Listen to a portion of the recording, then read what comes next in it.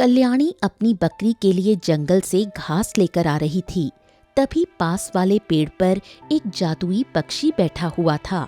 फिर उसने कल्याणी को देखकर बोला, वाह, ये औरत तो वाकई में कितनी मेहनती है। मैं पिछले कई सालों से देख रहा हूँ। ये हर सुबह आती है और अपनी बकरी के लिए ताजी घास काट कर ले जाती है। परंतु एक अकेली बकरी आखिर कितना ही दूध दे सकती होगी?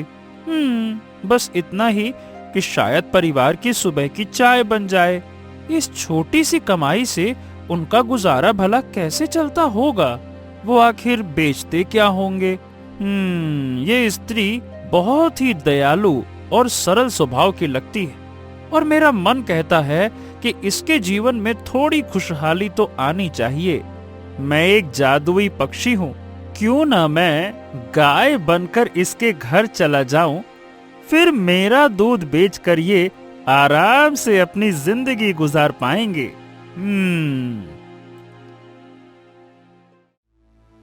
इतना कहकर पक्षी पेड़ से नीचे उतरा और एक सुनहरी रोशनी के साथ एक सुंदर सी गाय में बदल गया और कल्याणी के पास आकर बोला, ए दयालु औरत, मेरा इस जंगल में कोई नहीं है और मैं अकेली ही रहती हूँ। क्या तुम मुझे अपने घर ले चलोगी? मैं इसके बदले तुम्हें ढेर सारा दूध दूंगी। गाय की बात सुनकर कल्याणी हैरान हो गई। फिर बोली, ये कैसे हो सकता है? मैं कहीं सपना तो नहीं देख रही हूँ। ये गाय तो बोल रही है, वो सब तो ठीक है। पहले तुम ये बताओ कि तुम बोल कैसे रही हो? मैं तो पहली बार किसी गाय को इंसान की आवाज में बोलता हुआ देख रही हूँ। दरअसल मैं एक जादुई गाय हूँ, इसलिए मैं इंसानों की तरह बोल सकती हूँ, उनकी बातें समझ सकती हूँ। तो मैं ये कह रही थी कि तुम मुझे अपने घर ले चलो और फिर शाम सुबह हरी भरी घास खिला देना। मैं उसके बदले तुम्हें ढेर सारा दूध दूंगी। तुम उस दूध को बेचकर अपने जीवन का गुजारा आराम से कर पाओगे। वैसे भी एक बकरे से तुम्हारा क्या ही हो जाएगा। गाय की बात सुनकर कल्याणी बहुत खुश हुई। क्या जादुई गाय, तुम सच कह रही हो? अगर ऐसा हो जाए तो फिर हमारे जीवन की सारी परेशानियां खत्म हो जाएंगी। अगर ऐसी बात है तो ठीक है, तुम चलो मेरे साथ।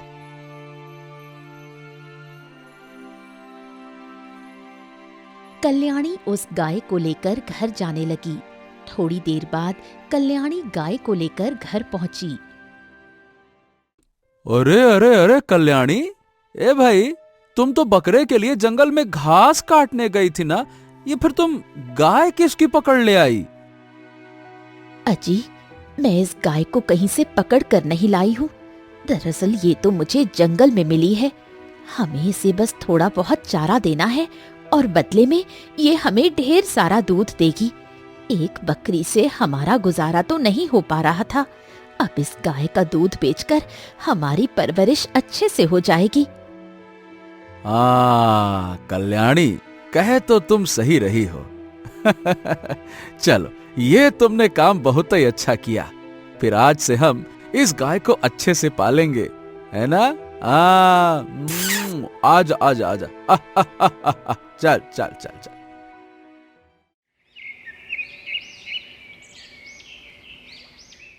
उस दिन के बाद वो दोनों रोज रोज गाय के खाने के लिए जंगल से हरी भरी घास काट कर लाते थे। ऐसे ही दिन गुजरते गए। फिर कुछ दिनों बाद गोपाल ठाकुर बलवंत सिंह के घर रोज दूध देने जाया करता था। फिर एक दिन उसका पड़ोसी बिरजू ये सब देखकर सोचने लगा, अरे अरे अरे अरे, ये क्या चक्कर है? इसके पास तो एक बकरी थी, फिर ये कैसे रोज रोज बाल्टी भर के दूध बेचता है? भला ये छुटकी सी बकरी इतना बाल्टी भर भर के दूध कैसे दे पाएगी? इतना तो वो खाती नहीं है। इसमें हो ना हो कोई रहस्य की बात है। मुझे जल्द से जल्द पता लगाना होगा कि आखिर ये इतना दूध लाता कहां से है। बिरजू अपनी पत्नी को ये सब बताने घर की तरफ निकल पड़ता है। थोड़ी देर बाद बिरजू घर पहुंचा। अरे भाग्यवान, सुनती हो? ये बात तो तुम भी जानती हो कि हमारे पड़ोसी गोपाल के पास में एक ही बकरी थी, है ना? फिर वो न जाने कहां से रोज रोज बाल्टी भर भर के दूध बेच रहा है। भाग्यवान, हमें इस बात का जल्द से जल्द पता लगाना होगा कि इतना दूध वो ला कहां से रहा है, वरना ये हमसे अमीर हो जाएगा और हम यहाँ बैठे बैठे देखते रह जाएंगे। सर पे हमारे तांडव करेगा ये पैसे कमा के। अजी, अगर ऐसी बात है तो फिर आप जाइए और जल्द से जल्द पता लगाइए, क्योंकि मैं ऐसा होता हुआ बिल्कुल भी नहीं देख सकती। हाँ हाँ हाँ, ठीक है भाग्यवान, तुम चिंता मत करो, मैं जा रहा हूँ।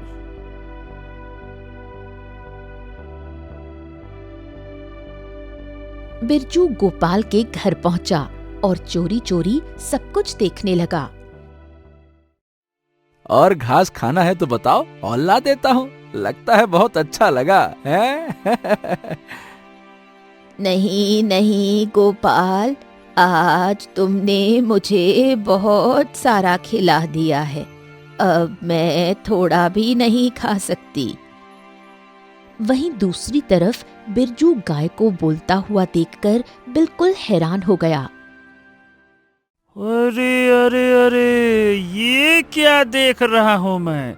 ये तो गाय बोल रही है। अरे दादा, अरे दादा, लेकिन ये कैसे हो सकता है?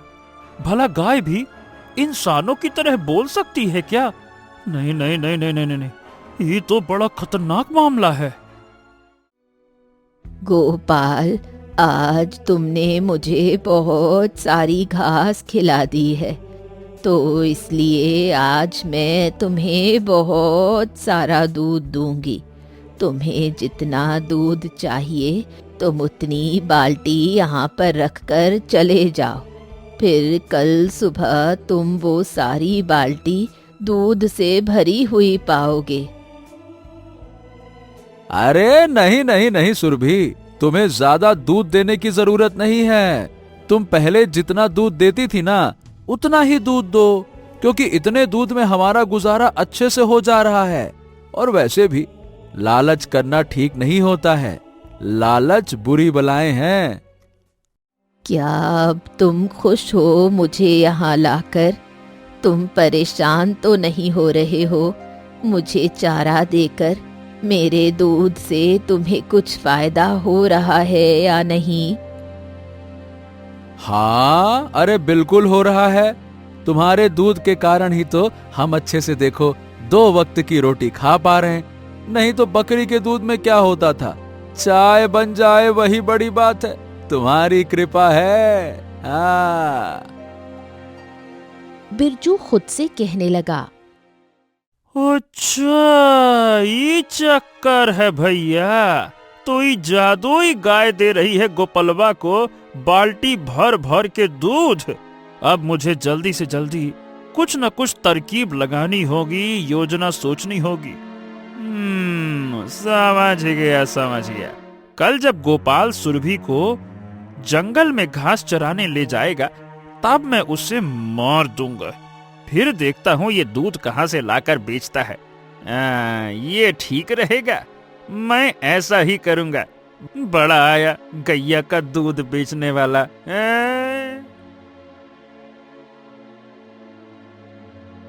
फिर अगले दिन।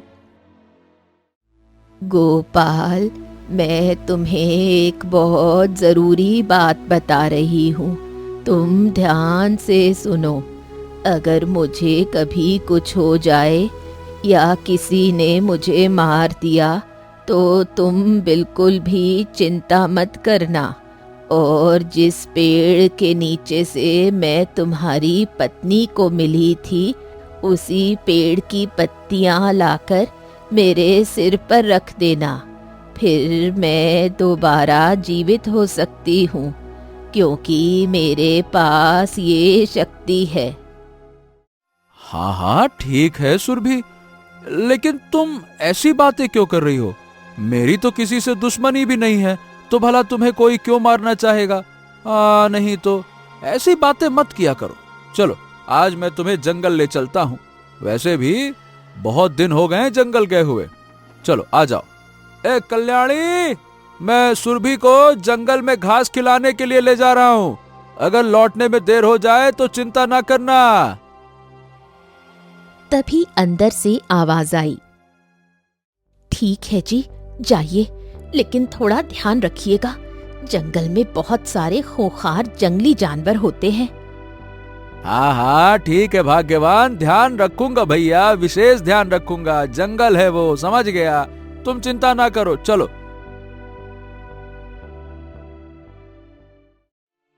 गोपाल अपनी गाय को लेकर जंगल की तरफ निकल पड़ा। थोड़ी देर बाद गोपाल सुरभि को लेकर जंगल पहुंचा। उसके बाद सुरभि जंगल की हरी भरी घास खाने लगी।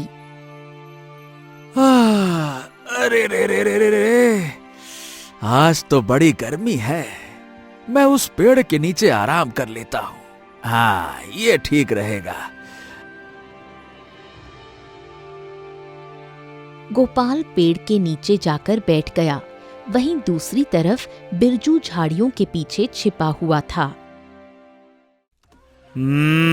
तो आ गए बेटा जंगल में। अब उस गाय को मारना ही पड़ेगा, क्योंकि वो गाय मेरे रास्ते का कांटा है।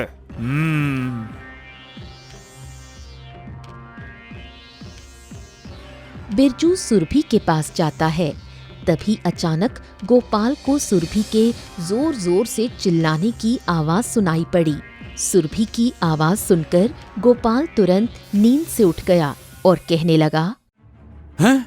अरे अरे क्या हुआ सुरभि को? ए सुरभि, अरे वो इतना जोर जोर से काहे चीख रही है? लगता है कोई बात है, मुझे जाकर देखना चाहिए।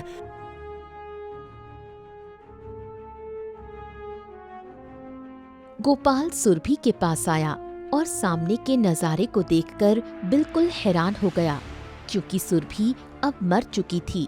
गोपाल ये देखकर बहुत दुखी हुआ और उसकी आंखों से आंसू निकलने लगे। अरे सुरभि, ए सुरभि, मेरी गैया, ओ मोरी मैया, क्या हो गया तुमको? हे भगवान, ये कैसे हो गया? आखिर मेरी सुरभि मर कैसे गई? आखिर मेरी सुरभि मर कैसे गई? अरे रे रे रे, चलो अब दुखी होने से क्या फायदा? जो होना था सो हो चुका। अब मुझे घर जाकर सब लोगों को ये बात बता देनी चाहिए। चलो। गोपाल आंखों में आंसू लिए घर आने लगा। फिर थोड़ी देर बाद गोपाल घर पहुंचा। अजी, अजी, क्या हुआ? आप इतने दुखी क्यों लग रहे हैं? और आप तो सुरभि को जंगल में ले गए थे ना, फिर वो कहाँ पर है? आपके साथ दिखाई नहीं दे रही। कहीं आपने उसे छोड़ तो नहीं दिया? नहीं नहीं कल्याणी, मैंने सुरभि को नहीं छोड़ा। दरअसल सुरभि हमारे बीच नहीं रही, वो मर चुकी है, वो मर चुकी है। अरे अरे, आप ये कैसी बातें कर रहे हैं? ऐसे कैसे सुरभि हमारे बीच नहीं रही? आप तो उसे जंगल में घास चराने ले गए थे ना? हो ना हो आपको कोई गलत फहमी हुई होगी। आप मुझे शुरू से सारी बात बताओ। दरअसल कल्याणी, मैं गाय को जंगल में चरा रहा था। तभी मुझे अचानक से गाय के चीखने की आवाज सुनाई पड़ी। जब मैंने जाकर देखा तो हमारी सुरभि मर चुकी थी। लहूलुहान वहां पड़ी हुई थी। कल्याणी गोपाल की बात सुनकर बहुत दुखी हुई और उसकी आंखों से दुख के आंसू निकल पड़े। नहीं नहीं, ऐसा नहीं हो सकता। आखिर भगवान हम जैसे गरीबों के साथ ही ये सब क्यों करते हैं? वो गाय ही हमारी कमाई का एकमात्र सहारा थी और उसको भी भगवान ने हमसे छीन लिया। अब तो हम भूखे ही मर जाएंगे। अब हमारा क्या होगा? हाँ भाग्यवान, तुम परेशान मत हो। ये गाय दोबारा से जीवित हो सकती है। मुझे इस गाय का राज अच्छे से पता है। मैं जा रहा हूँ जंगल वापस। आकर तुम्हें सब कुछ बताता हूँ, ठीक है? चलिए ठीक है, जाइए, लेकिन जंगल में थोड़ा संभल कर जाइएगा, क्योंकि कब कहां से जंगली जानवर आ जाए कुछ पता नहीं रहता। ठीक है कल्याणी, तुम चिंता ना करो, मुझे कुछ नहीं होगा। मैं अपनी सुरभि को लेकर आऊंगा, तुम देखना। हाँ। गोपाल अपनी पत्नी को इतना कहकर जंगल से पत्तियां लाने निकल पड़ा। थोड़ी दूर चलने के बाद गोपाल उस पेड़ के नीचे पहुंचा, जिस पेड़ के नीचे उसकी पत्नी को वो जादुई गाय मिली थी। कल्याणी को कहाँ मिली थी? कौन सा? हाँ, ये है वो पेड़। कल्याणी को इसी पेड़ के नीचे वो जादुई गाय मिली थी। अब मुझे जल्द से जल्द इस पेड़ की पत्ती तोड़कर गाय के पास ले जाना होगा। गोपाल पेड़ से पत्तियां तोड़कर गाय के पास जाने लगता है। फिर थोड़ी देर बाद गोपाल गाय के पास पहुंचा और पत्तियां उसके सिर पर रख दी। तभी अचानक तेज रोशनी के साथ गाय जीवित होकर अपने पैरों पर खड़ी हो गई। ये सब देखकर गोपाल बहुत खुश हुआ। अरे ओ मेरी प्यारी गाय सुरभि, अरे ओ मेरी मैया, तुम जीवित हो गई। तुमको पता है, मुझे तुम्हारे बिना बिल्कुल अच्छा नहीं लग रहा था। अरे रो रो कर मेरा और कल्याणी दोनों का बुरा हाल हो गया था। गोपाल, अब तुम्हें दुखी होने की जरूरत नहीं है, क्योंकि अब मैं दोबारा लौट आई हूँ। तो चलो फिर हम घर चलते हैं। वैसे भी घर की मालकिन मेरे बिना परेशान होगी। हाँ हाँ सुरभि, तुम ठीक कह रही हो। चलो हम चलते हैं। वैसे भी कल्याणी तुम्हें देखकर बहुत खुश होगी। चलो आ जाओ आ जाओ आ जाओ।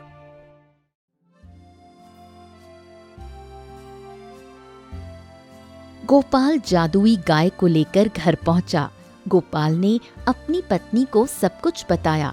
गोपाल की बात सुनकर कल्याणी बहुत खुश हुई। ओहो मेरी प्यारी गाय, मैं तुम्हारे बिना परेशान हो गई थी। जब से तुम्हारे साथ ऐसा हुआ था, तब से हम सब ने ठीक से खाना भी नहीं खाया। कोई बात नहीं मालकिन, अब आप बिल्कुल भी चिंता मत कीजिए। मैं आ चुकी हूँ। अब मैं पहले की तरह ठीक हो जाऊंगी और आज के बाद तुम सब मुझे प्यार से गौरी कहकर बुलाना। अजी, घर में खाने को कुछ नहीं है और हमारे पास पैसे भी नहीं है। अब हम क्या करें?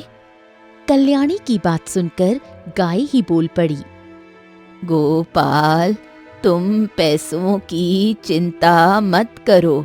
बस तुम अंदर से बाल्टी लेकर आओ, फिर मैं अभी तुम सबको ढेर सारा दूध दूंगी। हाँ हाँ ठीक है, कोई बात नहीं गौरी, तुम्हें ज्यादा दूध देने की जरूरत ही नहीं है। तुम पहले जितना दूध देती थी उतना ही दूध आज भी दो, हमारे लिए वही बहुत ज्यादा है। हाँ।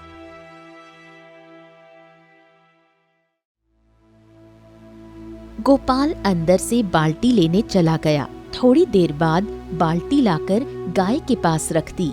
अचानक एक जादुई रोशनी के साथ वो बाल्टी दूध से भर गई। अरे वाह गौरी वाह, तुम्हारा दूध तो बहुत गाढ़ा है।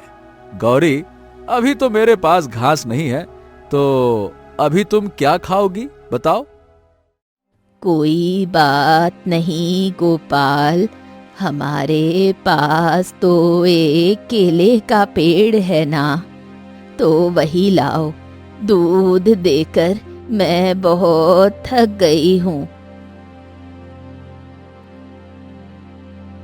तभी पीछे से बिरजू आया और ये सब देखकर हैरान हो गया।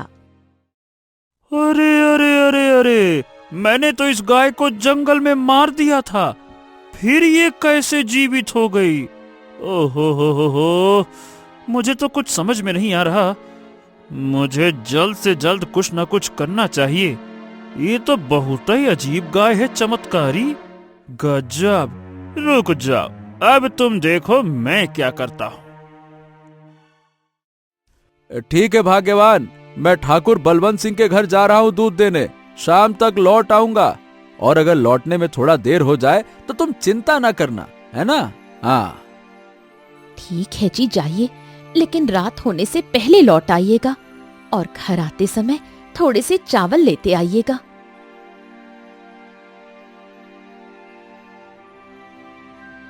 गोपाल दूध लेकर ठाकुर साहब के घर की तरफ निकल पड़ा। फिर थोड़ी देर बाद गोपाल जंगल के बीचों बीच पहुंचा। उसने देखा कि एक बूढ़ी औरत अपनी कुटिया के सामने खाट पर बैठकर रो रही थी। अरे अरे अरे, क्या बात है? वो बेचारी बूढ़ी माँ तो काफी दुखी लग रही है। मुझे उनके पास जाकर उनकी सहायता करनी चाहिए। इतना कहकर गोपाल बूढ़ी के पास गया। क्या हुआ बूढ़ी माँ, आप रो क्यों रही हो?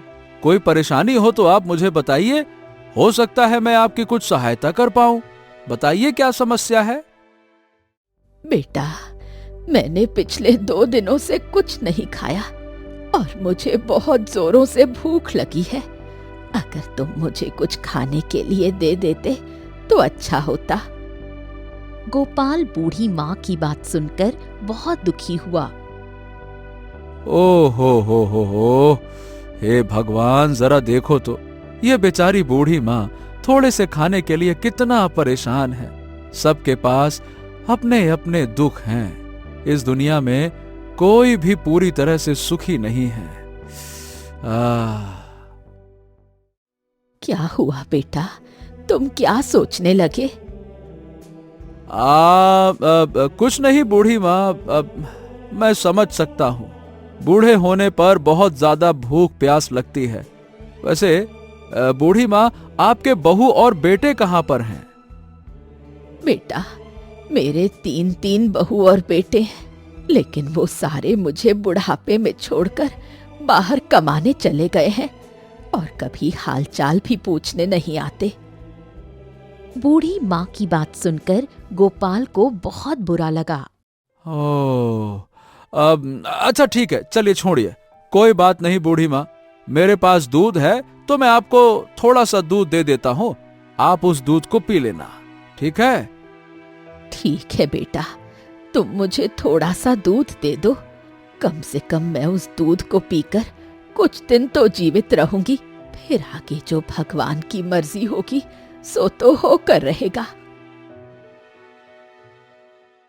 गोपाल बूढ़ी माँ को दूध दे देता है और बाकी बचे हुए दूध को लेकर जमींदार के घर की तरफ निकल पड़ता है। थोड़ी देर चलने के बाद गोपाल ठाकुर बलवंत सिंह के घर पहुंच जाता है।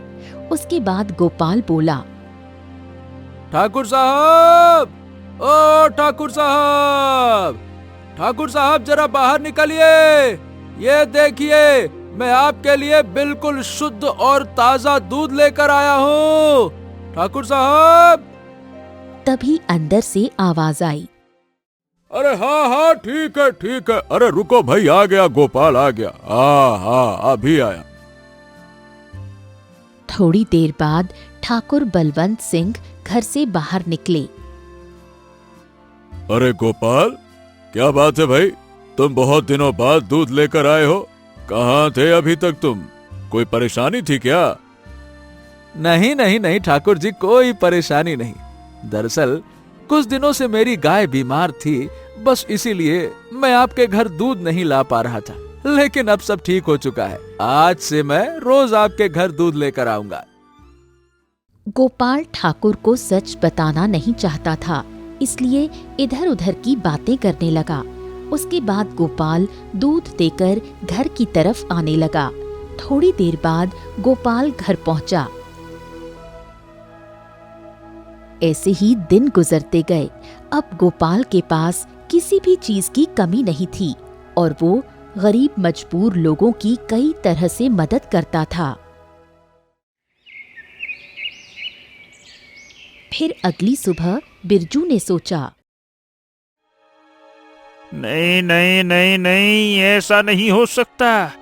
दूध बेचकर तो गोपाल ने काफी धन इकट्ठा कर लिया है, वो भी बस एक गाय से। अगर ऐसा ही चलता रहा तो वो अमीर हो जाएगा और मैं बस देखता रह जाऊंगा। वो सबकी मदद भी कर रहा है, सबकी जुबान पर सिर्फ गोपाल है, सब गोपाल गोपाल गोपाल जप रहे हैं।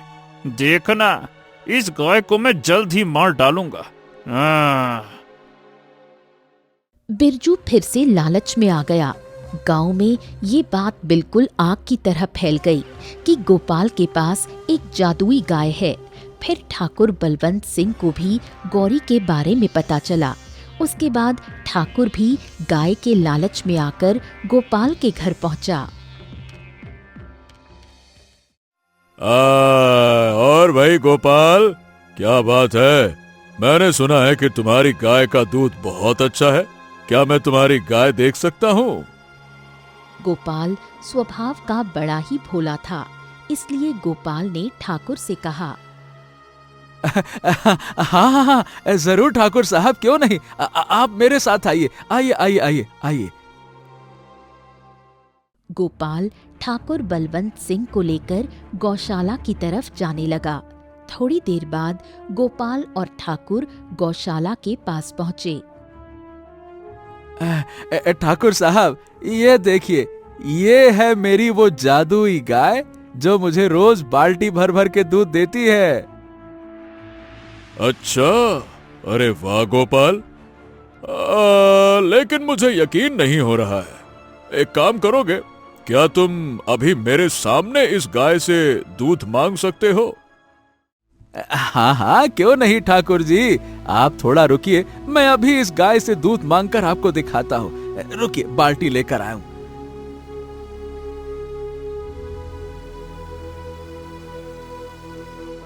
गोपाल तुरंत घर से एक बाल्टी लेकर गाय के पास रख देता है। ए मेरी प्यारी जादुई गैया, मुझे ठाकुर जी को तुम्हारी जादुई शक्ति दिखानी है, इसीलिए तुम मुझे बाल्टी भर के दूध दे दो। गोपाल के इतना कहते ही एक तेज सुनहरी रोशनी के साथ बाल्टी दूध से भर गई। ठाकुर बलवंत सिंह ये सब देखकर और भी लालच में आ गया। क्या बात है, क्या बात है। अच्छा गोपाल, एक काम कर तू, तेरी गाय तो बड़ी जोरदार है भाई। गोपाल, तू ये गाय मुझको दे दे। अरे मैं तुझे इसके बदले बहुत सारा धन दूंगा, सोने से तौल दूंगा तुझे, क्योंकि ये गाय मुझे बड़ी खूबसूरत लगी। नहीं नहीं नहीं नहीं ठाकुर साहब, आप ये गाय नहीं ले सकते हैं, क्योंकि आप इसका गलत इस्तेमाल करेंगे। ये गाय सिर्फ ईमानदार लोगों के लिए है। तू ज्यादा ईमानदारी की पुंगी ना बजा। मैंने कह दिया मतलब कह दिया। इस गाय को मैं लेकर जाऊंगा और देखता हूं मुझे कौन रोकता है। नहीं तो। ठाकुर ने जैसे ही गाय को ले जाने के लिए उसकी रस्सी खोली, वैसे ही ठाकुर के हाथ बहुत तेजी से जलने लगे। गोपाल ये सब देखकर हैरान हो गया। तुम चिंता मत करो गोपाल, ये दुष्ट ठाकुर बहुत दिनों से लोगों को परेशान कर रहा है, इसलिए आज मैं इसको सजा दूंगी। अरे गोपाल, मुझे माफ कर दो। आज के बाद ऐसी गलती नहीं करूंगा, मुझे माफ कर दो। तुम्हारी गाय नहीं चाहिए, तुम रखो। ए गोपाल मुझे बचा, मुझे बचा, बचा ले गोपाल मुझे। देखिए ठाकुर साहब, मैं गाय का दूध बेचकर जो पैसे कमाता हूँ ना, उसका ज्यादातर हिस्सा गरीबों को दान कर देता हूँ। लेकिन आप तो गरीबों की फसल और जमीन जबरदस्ती छीन लेते हैं, इसीलिए गाय आपके लिए नहीं है। मुझे अपनी गलती पर पछतावा है, मैं समझ गया। तुम अपनी गाय रख लो, मुझे माफ कर दो भाई। अरे नहीं नहीं नहीं ठाकुर साहब, अगर आपको वास्तव में माफी मांगनी है तो आपने जिन जिन लोगों की जमीन पर कब्जा किया हुआ है उन सब की जमीन लौटा दीजिए और आप उनसे जाकर माफी मांगिए। अब ठाकुर बलवंत सिंह को भी अपनी गलतियों का पछतावा होने लगा। उसके बाद ठाकुर अपनी गलतियों का प्रायश्चित करने के लिए निकल पड़ता है।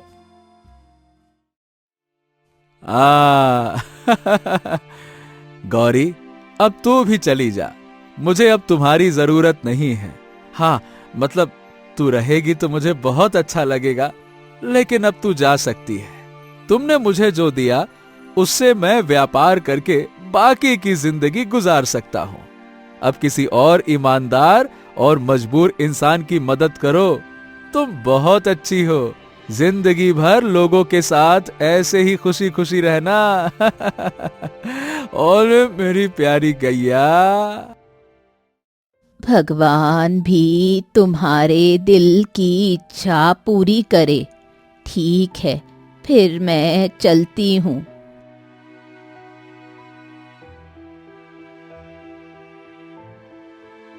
इतना कहकर गौरी वहां से चली जाती है।